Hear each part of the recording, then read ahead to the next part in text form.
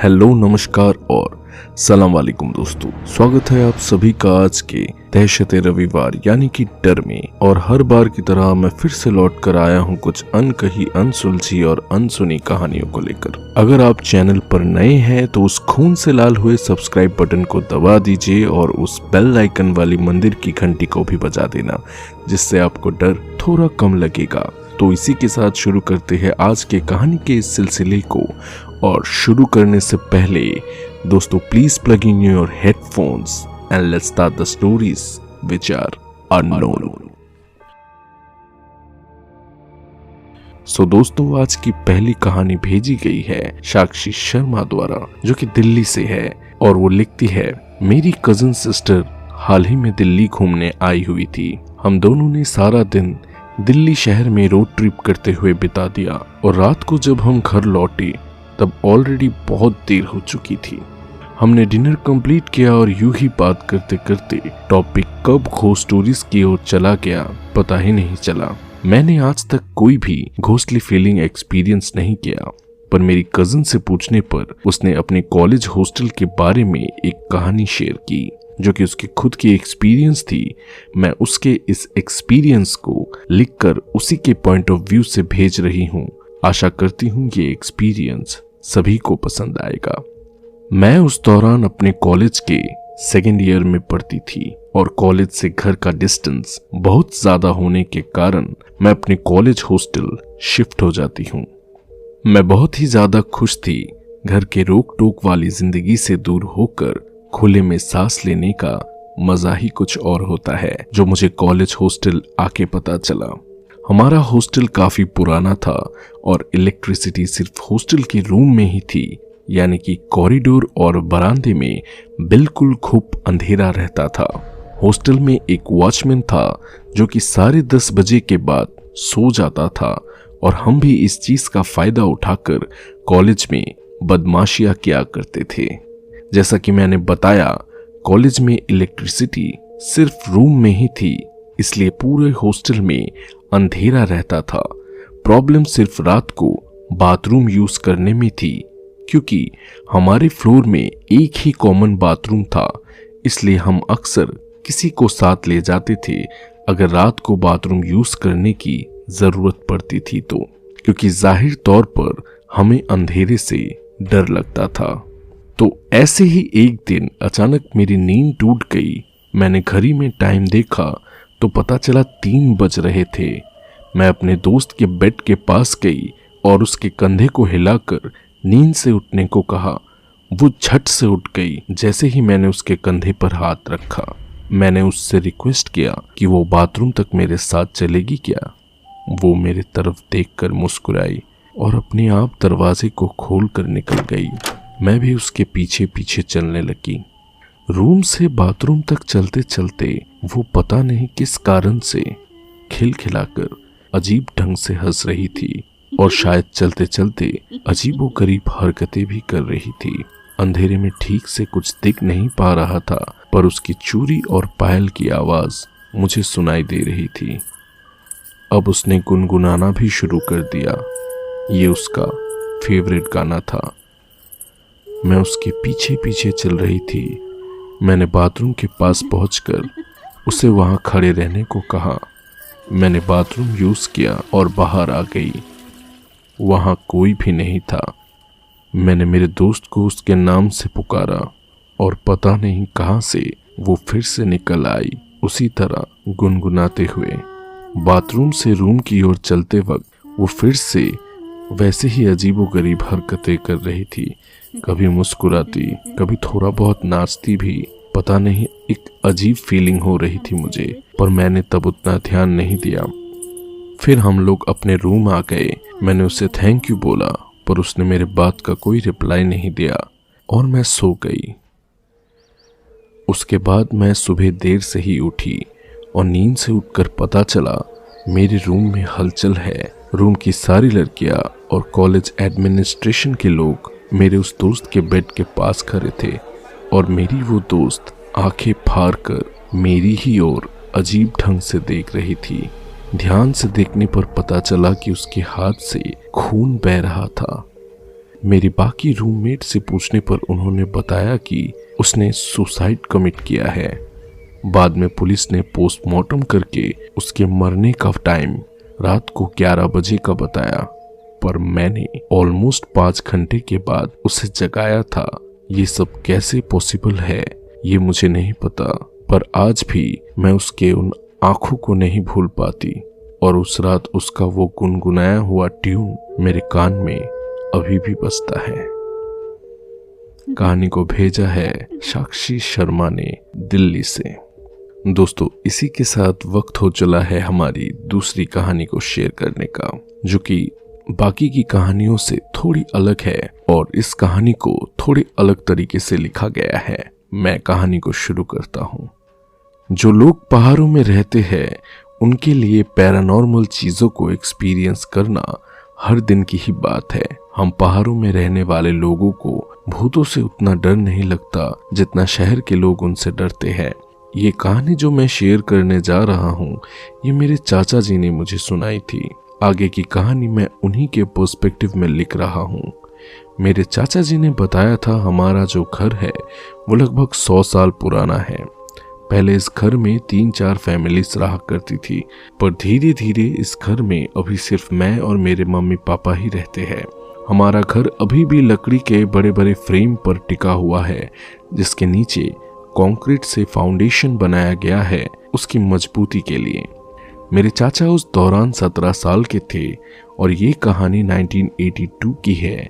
उनका कहना था इस घर में उनके काफ़ी सारे एक्सपीरियंस रह चुके हैं, जिनमें से कुछ एक्सपीरियंस तो बहुत ही अजीबो गरीब है, पर इन सभी एक्सपीरियंस में से एक एक्सपीरियंस है जो उनका फेवरेट है। और ये एक्सपीरियंस सिर्फ उनके साथ ही नहीं बल्कि 5-6 लोगों के साथ एक साथ घटा था। जैसा कि मैंने कहा, मेरे चाचा की उम्र तब 17 साल की थी और उस दौरान मेरे चाचा को म्यूजिक में बहुत इंटरेस्ट था और उन्होंने अपने कुछ यार दोस्तों के साथ मिलकर एक ऑर्केस्ट्रा ग्रुप भी बना रखा था, जिसकी प्रैक्टिस वो हमारे इसी घर के नीचे एक हॉल में किया करते थे। क्योंकि उस दौरान उनके पास पैसों की कमी थी तो सभी को इस ऑर्केस्ट्रा ग्रुप को चलाने के लिए काम करना पड़ता था। इसी कारण से मेरे अंकल और उनके फ्रेंड्स सिर्फ संडे को ही मिल पाते थे प्रैक्टिस के लिए। हर संडे वो सुबह से शाम के 6 बजे तक प्रैक्टिस किया करते थे, क्योंकि 6 बजे तक मेरे पापा यानी उनके बड़े भाई और मेरे दादाजी खेतों से लौट आते थे और उन्हें ये सब पसंद नहीं था। सब कुछ ठीक ही चल रहा था और एक सर्दियों की शाम मेरे चाचा लोगों ने अपनी प्रैक्टिस को ख़त्म किया।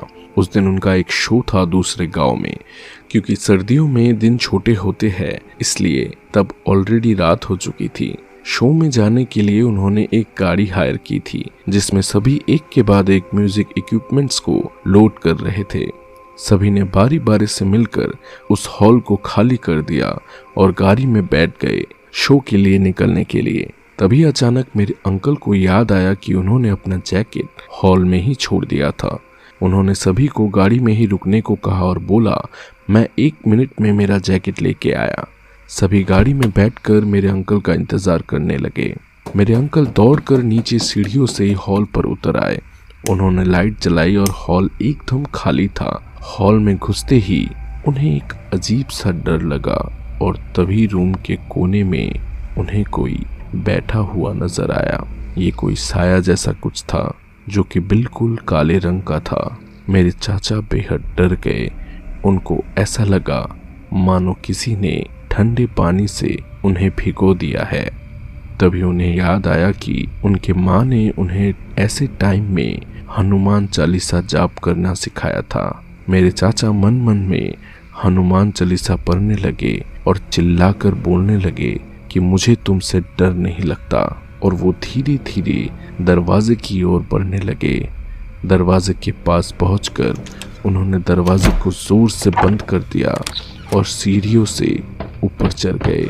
सीढ़ियों से चढ़ते दौरान उन्हें ऐसा लगा कि उनके पीठ पर किसी ने अपना हाथ रखा हुआ है। फिर भी अपने जैकेट को अपने हाथ में कसकर पकड़ के वो ऊपर उठने लगे और बाहर अपने दोस्तों की आवाज़ों को सुनकर उन्हें और भी साहस मिला और वो दौड़ते हुए गाड़ी के पास पहुंच गए। उनके दोस्त अजीब तरह से उनकी ओर घूर रहे थे। वो एक बार उनकी ओर देखते और एक बार उनके पीछे घर की ओर। जब वो गाड़ी में चढ़ गए तो उन्होंने गाड़ी का दरवाजा बंद किया तो उनके किसी दोस्त ने पूछा, अरे रुको, तुम्हारे भैया हमारे साथ नहीं आएंगे क्या? मेरे अंकल ने पूछा, मतलब क्या बोलना चाह रहे हो? मेरे भैया यहाँ कहाँ से आएंगे? वो तो खेतों में है। उसी दोस्त ने पूछा, अगर वो तुम्हारे भैया नहीं है तो कौन है? मेरे अंकल ने पूछा, किसकी बात कर रहे हो? सभी ने कहा, अरे वो जो तुम्हारे पीछे पीछे चलते हुए आ रहा था जब तुम जैकेट लेके वापस आ रहे थे। मेरे चाचा को बात समझ आई। उन्होंने ड्राइवर को गाड़ी चलाने को कहा और घर से काफी दूर निकलने के बाद सभी को हॉल में हुए उस साए के बारे में बताया। सभी बेहद डर गए। सबसे ज्यादा इंटरेस्टिंग बात यह थी कि उस साए को सिर्फ अंकल ने ही नहीं बल्कि उस दिन उनके सारे दोस्तों ने देखा था। बाद में उस हॉल में प्रैक्टिस तो होती ही थी, पर रात होने से पहले सभी अपने घर चले जाते थे। इसी के साथ दोस्तों, वक्त आ गया है हमारी आखिरी कहानी को पेश करने का, जो कि हमें भेजा है सुलोचना चौधरी जी ने भोपाल मध्य प्रदेश से। मैं आगे की कहानी उन्हीं के पॉइंट ऑफ व्यू से सुनाने जा रहा हूँ। वो लिखती है, कुछ साल पहले ही मैंने एक घर खरीदा है भोपाल में, जो कि एक डबल फ्लोर वाला मकान है। मैं और मेरे पति हम दोनों ही अलग अलग ऑफिस में काम करते हैं, तो इसी कारण से मुझे कई बार अकेले ही घर में रहना पड़ता है जब तक मेरे पति ऑफिस से नहीं आ जाते। एक शाम क्या हुआ कि मैं ऑफिस से जल्दी चली आई। मेरी तबीयत थोड़ी खराब थी और मैं उस दौरान 1 मंथ की प्रेग्नेंट थी। मैं घर पहुंची और मुझे पता नहीं क्यों लगा कि ऊपर के फ्लोर में कोई है। मैंने मेरे पति को उनके नाम से पुकारा और उन्होंने हाँ कहकर जवाब दिया और उनकी आवाज ऊपर के फ्लोर से ही आ रही थी। मैंने चैन की सांस ली। मेरे पति ने मुझे ऊपर आने को कहा तो मैं सीढ़ियों से ऊपर चलने लगी। जब मैं ऊपर पहुंची, मैंने उन्हें फिर से पुकारा और कहा, तुम कहाँ हो? मेरे पति ने यहाँ कहकर जवाब दिया। वो आवाज सामने के रूम से ही आ रही थी। मुझे थोड़ा अजीब लगा कि वो स्टोर रूम में क्या कर रहे थे। मैं स्टोर रूम की ओर बढ़ी ही थी कि मैंने नीचे के फ्लोर से दरवाजे की खुलने की आवाज सुनी और मैंने देखा मेरे पति घर में घुस रहे हैं, हाथ में कुछ खाने का सामान लेकर।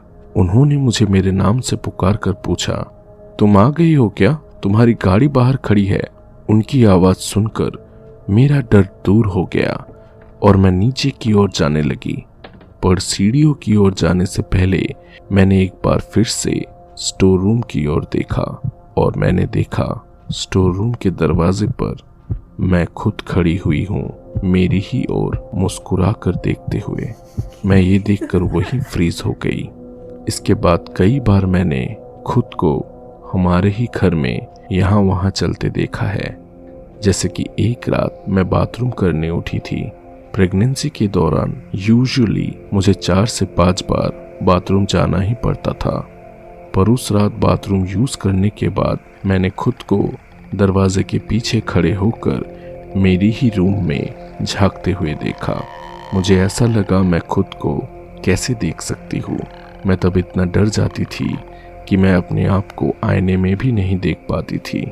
मैंने इसके बारे में मेरे पति को कुछ नहीं बताया, पर मेरे डॉक्टर से इसके बारे में शेयर करने पर उन्होंने बताया कि प्रेगनेंसी के दौरान स्ट्रेस होने के कारण ऐसे हैल्यूसिनेशन होना आम बात है। इसके कुछ महीने बाद एक दोपहर संडे को मैं अपने बेड पर सो रही थी और मेरे पति मेरे साइड में सोफे पर बैठे थे और टीवी देख रहे थे। जब मैं नींद से उठी तो मैंने देखा मेरे पति किसी वजह से बहुत डरे हुए हैं। इसका कारण उनसे पूछने पर उन्होंने बताया कि उन्होंने अभी अभी मेरे जैसे दिखने वाली एक औरत को जमीन पर उल्टा होकर रेंगते हुए दरवाजे के सामने से गुजरते हुए देखा है। उन्होंने बोला उन्हें लगा मैं शायद मजाक कर रही हूँ। फिर उन्हें अचानक से याद आया मैं तो 8 महीने की प्रेग्नेंट हूँ, मेरे लिए वैसे चलना इम्पॉसिबल है। तभी उनकी नज़र मेरे बेड में गई जहाँ मैं सोई हुई थी। मैं उनकी बात सुनकर बेहद डर गई और मैंने उन्हें इतने दिन इस घर में घटी सारी घटनाओं के बारे में बताया। उन्होंने बोला कि वो बहुत डर गए हैं, लेकिन वो अब इसके बारे में और बात नहीं करना चाहते क्योंकि वे सोचते हैं यह जो कुछ भी है इसके बारे में बात करने से उसे और भी शक्ति मिलेगी। मुझे नहीं पता वो क्या चाहती है या हम दोनों ने उसे क्यों देखा, पर हम अभी भी इसी घर में रहते हैं और अब मेरी बेटी भी हमारे साथ है। सुलोचना चौधरी, भोपाल, मध्य प्रदेश से। दोस्तों, इसी के साथ वक्त आ गया है आज के एपिसोड को खत्म करने का। अगर आप चैनल पर नए हैं तो इस चैनल को सब्सक्राइब कर लीजिए और अगर आपको मेरी कहानी अच्छी लगी तो लाइक, कमेंट और शेयर करना ना भूले। मैं इसी तरह फिर से लौट आऊंगा अगले संडे और भी कुछ नई कहानियों को लेकर। तब तक के लिए गुड बाय दोस्तों।